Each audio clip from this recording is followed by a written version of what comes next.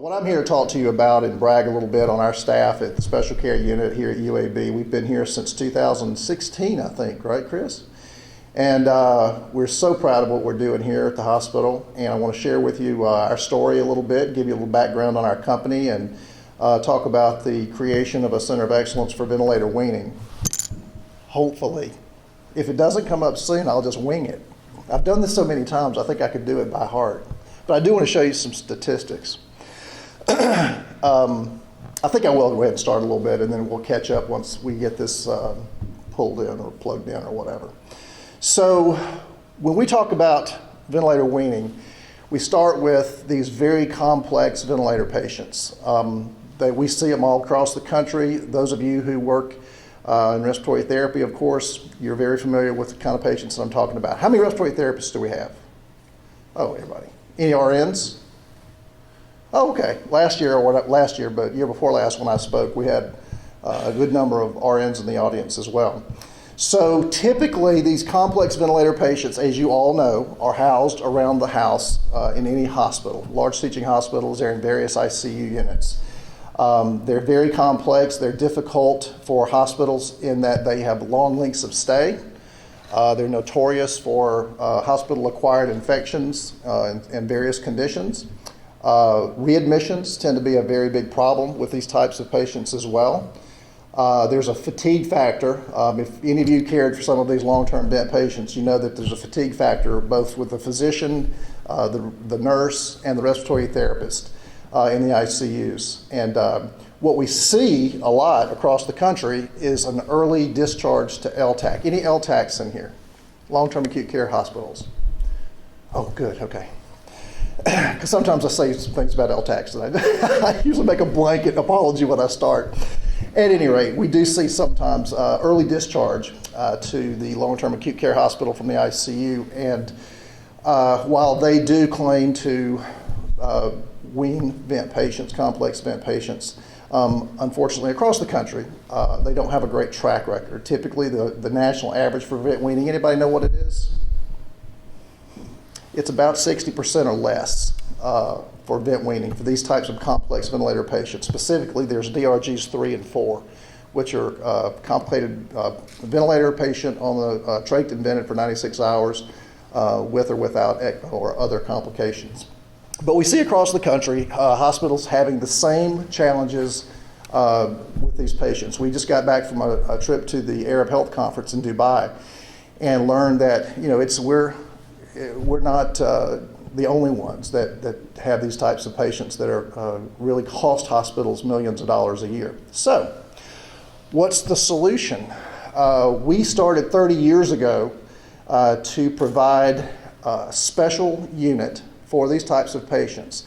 And the reason it was needed is because hospitals, while they do a very good job, they have their vent patients all around the house. Okay, so there are various ICUs, neuro ICU, surgical ICU, medical ICU, trauma ICU, etc. And oftentimes you have various physicians in the house doing their different things with regards to ventilator weaning. So I like to call a lot of cooks in the kitchen. What we do is we consolidate those patients into one aggressive multidisciplinary vent weaning unit. And it's very successsul. The secret to our sauce is many things, which I'm hoping we're going to get this presentation because I really would like to show you some of that. But it is the use of a multidisciplinary aggressive team consisting of respiratory therapists, PT, OT, and speech, all working on a small unit. We keep our units small by design, usually 8 to 12 beds, so that we can provide a very high-touch clinical model.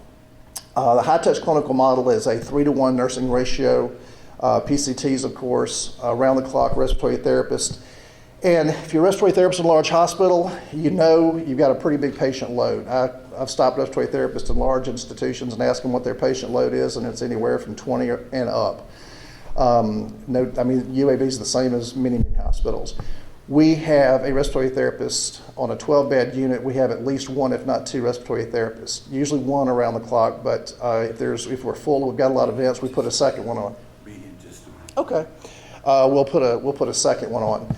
So it is a very high-touch model. In addition to that, we have PT, OT, and speech, so they're there for just those patients. These folks don't float anywhere else in the house. They just take care of those particular patients. So when you take all of that together, and of course our respiratory therapists are working on a therapist-driven protocol. So we have one consistent protocol that we work with, and it's been very successful. But you combine that with the other disciplines, with the high-touch nursing care, and we are seeing, and have seen for years and years, weaning rates of 80 to 83%.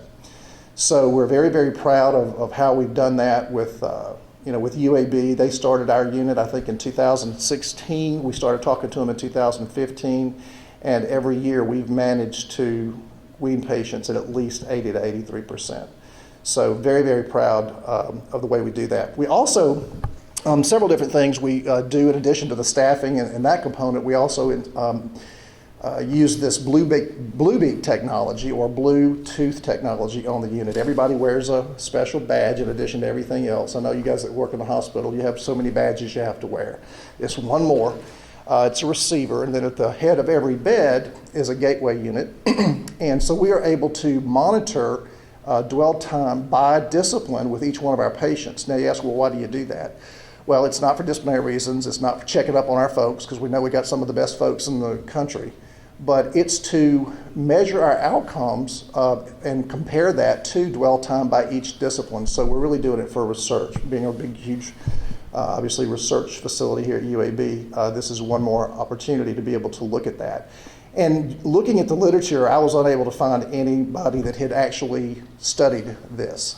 Because we have such good outcomes, we really wanted to see how that compared to how much time each one of the disciplines was spending with our patients, so we're very proud of that. Since February of 2020 to this February, I believe, and Chris, if I misquote this, tell me, but I understand that 40% of our patients were COVID. We were in a frontline COVID unit. We have a unit in Tampa as well as here in Birmingham, and we don't take frontline COVID, but after they have been trached and vented, those complex COVID cases we would get. I'm very proud to say that during that time we weaned almost 100%. Is that correct? Okay. So, pardon? So very high wean percentage for these complex COVID patients as well. So just very, very proud of the work the team is doing. If you don't mind, all of our SCU folks stand up. We're well represented at this conference. So yeah, we're very, very proud of these guys. And so is UAB. They're very pleased with what we've done for the patients. I was just talking to a gentleman who said they sent a patient to us from Shelby County and we weaned them when they were unable to. As I said, we're no better than anybody else. We just have a very specific model that seems to work very, very well. So when we come into a hospital, we don't claim to be better than the existing respiratory therapists or nurses. It's just that hospitals typically are just not very entrepreneurial in their thought process, and so they have to staff a certain way. So they put their high-touch units, the 2-to-1s or 3-to-1s and step-downs and whatnot, but then to dedicate all of these staff to one unit is typically not within their scope of doing things. So that's what we do, and we've done it for quite some time. And we're able to be very successful both clinically, as we've said, on our vet weaning ratios and very low HAIs, as well as our readmissions. Now, I mentioned at the outset the readmissions. Readmissions for this type of patient, anybody have an idea what those are when they go to LTAC or something or another hospital? Readmissions back to the original hospital can be anywhere from 45 to 70% for these patients. If you know anything about CMS, you know that they don't like stuff like that. So the hospitals get dinged big time with that. So readmissions cost hospitals millions of dollars as well. So our readmissions are 6 to 7%. So all around, both financially, for financial metrics as well as clinical metrics, the unit has proven to be very successful for UAB. Any questions about what we do or about UAB? So right now we take only UAB patients in the special care unit. We don't take any from the outside. We're hoping to have another unit in this region before too much longer so that we can accept patients from the region, because hospitals, like I said before, all hospitals have these types of patients. And the smaller hospitals, they tend to transfer them to a larger facility. Can you see? Can you see that? There it goes. I couldn't get to the password. When we do pull the presentation up, I'll be able to zip right through it. That's the good news, because I think I've covered everything. All right, it's on me. Let's see. And without scanning, yeah. All right, so I've got to open a folder. Open. Oh, look at that. There it is. Yay. Thank you so much. Owen saves the day. Okay. Don't worry, I'm not going to start over. Don't get scared. I know you guys are ready to go home. Okay, so I want to make sure, I'm going to scan through this just to make sure I didn't miss anything. So we talked about all of these, I do believe. Well, the one thing was lack of mobility, early mobility in the ICU. So I meant to speak, I knew I would forget something. So these patients do have issues with early mobility in the ICU. I know Brent is our supervisor for our rehab team, and I know that he could attest. I don't know if there's any other rehab folks in here, PTOT or speech, but you know, they have a large load too every day. You stop somebody in the hospital and they'll tell you the same thing a respiratory therapist will tell you. I got 15, 20 patients I got to see today. What do you think happens when that PT or that OT goes to the ICU and Miss Jones has got 3 or 4 drips going and she's on a ventilator and they're doing all this kind of stuff? She may or may not get seen that day because they've got to get to their list of folks they can work with. So early mobility is also an issue for all hospitals with these types of patients. And of course, early mobility is key to getting these folks weaned off the ventilator. So I wanted to make sure I hit that. The delayed sedation weaning, that's also an issue that we find. In some of our units in the past, we've actually taken propofol and Presidex patients as long as they were on the downside of the weaning. I don't think we're taking that at the UAB SCU, are we guys? No? I didn't think so. It's a special competency for the nurses, so sometimes we don't do that. But, you know, it depends. I've been a nurse for a long time. Like Mel said, it's been quite a while ago. But I graduated from UAB as well. But ICU nurse wants to have a good night. She's got weaning orders for the propofol. Well, that patient may get weaned fast. He may not get weaned fast. I mean, that's just the way it goes. I mean, I'm not putting anybody down, but that's the way some people think. So that keeps that patient in the ICU even longer. So sometimes we do have potential for delayed sedation. Of course, ICU psychosis we've already gone through. I told you I wasn't going to do that, so I'm going to keep going. That's just sales stuff. I'll keep going. Oh, this is interesting. Everybody know what CMI is, right? Case mix index? Yeah? No? So a hospital measures case mix index, which basically gives the overall acuity of the patients in the hospital. Every single unit has its own CMI, and then the hospital has an overall CMI, or case mix index, which determines how much that hospital gets paid or the rate they get paid from Medicare. So what's interesting is that if you look at the unit at UAB, the trauma burn unit, their average is between 7 and 8. And ours is usually between 13 and 14. So that just tells you that we take care of a very acute or high acuity class of patient when we get them in. We don't operate an ICU. So these patients that come to us have already been weaned from their vasopressors, so they're hemodynamically stable when they come in, but they're still very, very ill with multiple comorbidities. So that's an interesting little tidbit there. I already mentioned our ratios that we have, of course, in the therapist-driven weaning protocol. And I just think that just here again, I shout out a lot to these folks, but I think we have got some of the nation's best respiratory therapists in our unit, and just so, so proud of them. We talked about that, I already did that.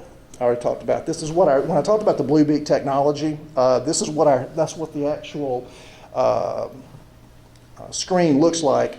So it's very cool, and it's also good. Now, this is more of a nursing thing, but everybody knows what purposeful hourly rounding is. If you're in a hospital, you just know that because it's just constantly a key term that they talk about.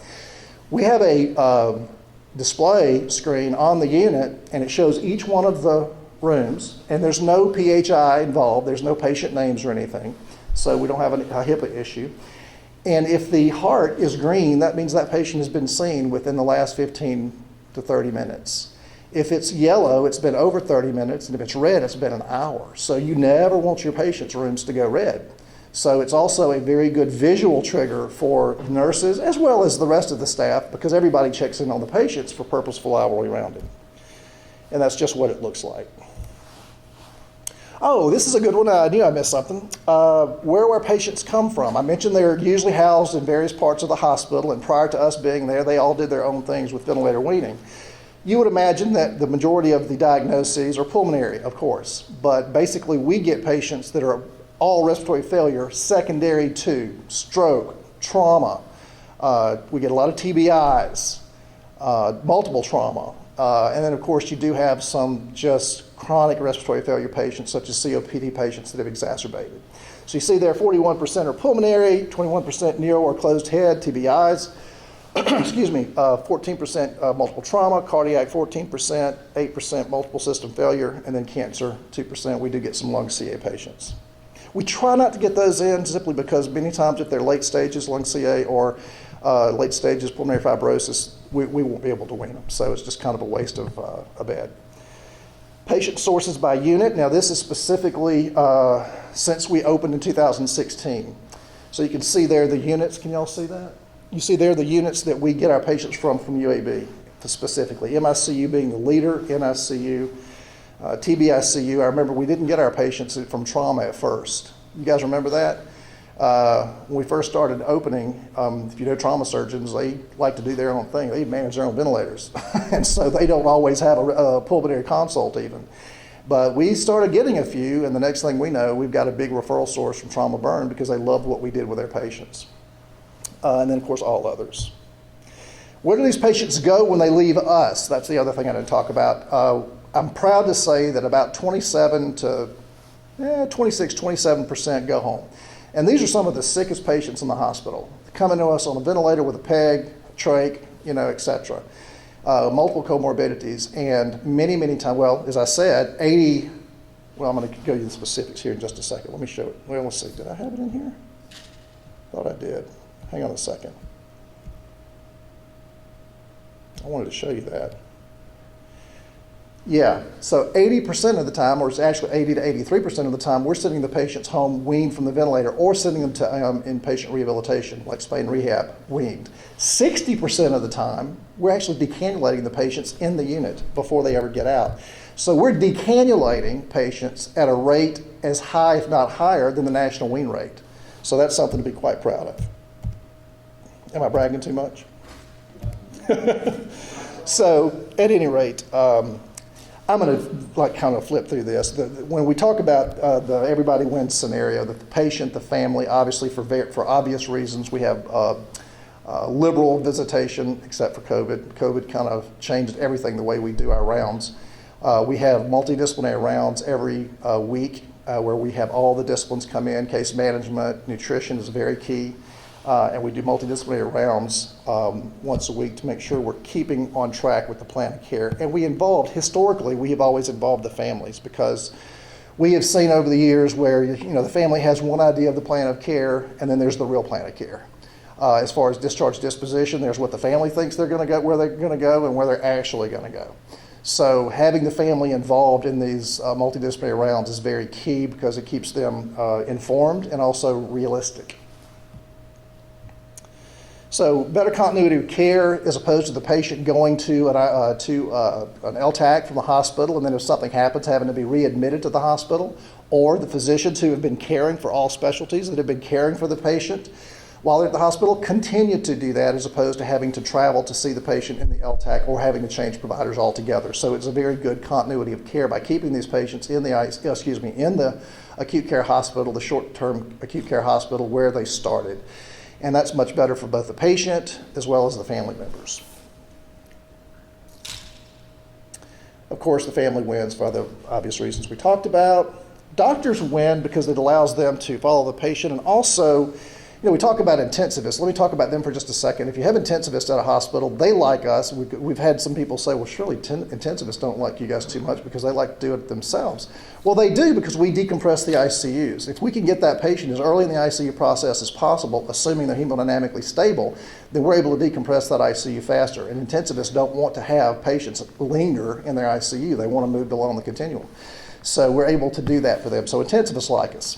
Hospitalists, that are following these patients like us because they get to come onto the unit, and keep in mind any other unit, they may or may not see rehab there, they may or may not see the RT there because you're going to be going all over the hospital to take care of your patients. They come to our unit and everybody's right there. PT, OT, speech, respiratory therapy. So they're getting a multidisciplinary report on their patient anytime they come to see them, and it makes it really, really good for the care of the patient. The payer wins, but who cares? We want to talk about the family and the patient, but the payers do win. As I said, we are able to shorten length of stays, which always helps. We're able to decrease readmissions, as I said before, which always helps. So the payers do like us. That's like the Blue Cross Blue Shield, CMS, Aetna, et cetera. And we have to work very closely with them. Hospitals win for various reasons we talked about as well. So this is the stats I was looking for a while ago. So the overall event days for UAB each year continues to be lower than they were before we were here. So we're very happy with that, as are they. Since we opened in 2016, we've seen over 530 patients. 80% were ventilator on arrival. 83% of those patients were weaned, and that is an overall statistic since we opened in 2016. 70% of those patients, these are actual statistics, I was just giving you some marketing jargon before, these are actual. 70% of the patients were decannulated. So I just can't impress upon you enough that these numbers are very staggering and they're very successful. And UAB is to be really thanked for that. They saw the need for this, and that's why they did it. Average SCU length of stay is 23 days, resulting in an overall decrease in length of stay of 20% for these types of patients. And our mortality rate is the third lowest at UAB, which is, again, a very impressive number. Readmission rate since inception, I did this little formula the other day, was 5.7%. Remember what I said it was for other facilities? For these types of patients, is 45 to 70%. So we're very pleased with our readmission rate as well. I always like to end with a story because we've got so many stories. These guys could just fill your entire day telling you about certain wins that we've had and just heartwarming stories. The other thing that I didn't mention earlier about the respiratory therapist is that I understand and I feel what you have to do during the day of a typical hospital day where you're just rushing to see each patient. And what I hear from our therapists that they really like the most about the unit, if I had time I'd bring them up here to let them give you the testimonial, is that they're able to see these patients from start to finish. They see these patients come into our unit on a vent, trach, many times unable to do anything. And as opposed to just seeing this patient, maybe not seeing this patient tomorrow because he may not be on your list, they're seeing that patient through fruition and through the weaning process. And it's very, very rewarding for them. At least that's the feedback I've gotten from them, and I think that's very true. So that is one of the reasons I think respiratory therapists very much like to work for us. So this is one of the case studies. It was a 46-year-old lady admitted to UAB back in February from an outside hospital. She'd had complications from her pregnancy. She developed COVID during her pregnancy. She got here. She ended up having a C-section, which, as you can see, post-delivery hemorrhagic DIC. She was admitted ICU, orally intubated, ventilatory support, respiratory failure, septic hypovolemic shock, non-STEMI, aka right cerebral infarct. This lady did not have a good day. She was very, very sick, only 46 years old. You can see on 215 they placed an EVD. She had further complications during her ICU stay with hypertension, marked bradycardia, and compression for fourth ventricle due to the cerebral infarct. They trached and pegged her on 3-1, and SCU was consulted because they knew where she needed to go once she was able to be stable enough to get out of the ICU. She was admitted to us on 312. She was encephalopathic. She had an unclear picture from our team. You remember her, Brent? She was encephalopathic when she came. She had an unclear picture of really the outcome from the deficits of her CBA and her subarachnoid hemorrhage. Her vent settings when she got to us, SIOB, FiO2 40%, pressure support of 10, PEEP of 8, which, those are not terrible settings. Those are typical settings that we would get when a patient comes in. Occasionally we'll get them in at 50 or 60%. Anything over that, they're usually too unstable for us. But typically high PEEPs, we're used to high pressure and so forth. Patient was liberated from the ventilator on 317, so we got her on, let's see, what did I say we got her on? We got her on the 12th. 5 days later, no, I'm sorry. Yeah, 5 days later, she was weaned from the ventilator. On 320, she was decannulated. And then on 324, we discharged her to an inpatient rehab center closer to her home so she could be with her husband and her child. The picture on the left is when she came back to see us. And that's really when it makes our day, when these patients come back to see us. And we have so many that come back to see us. We took care of was it a motorcycle racer, guys? A famous motorcycle rider. I don't follow that, so I wouldn't know. It'd be lost on me. But anyway, we took care of one of them here this past year, and they invited us, the team, to come over to Atlanta to the Speedway, and they recognized us, I think, at the Speedway for basically saving this guy's life. So that was very rewarding as well. At any rate, these are what we live for when we have them come back. We always like to have them come back.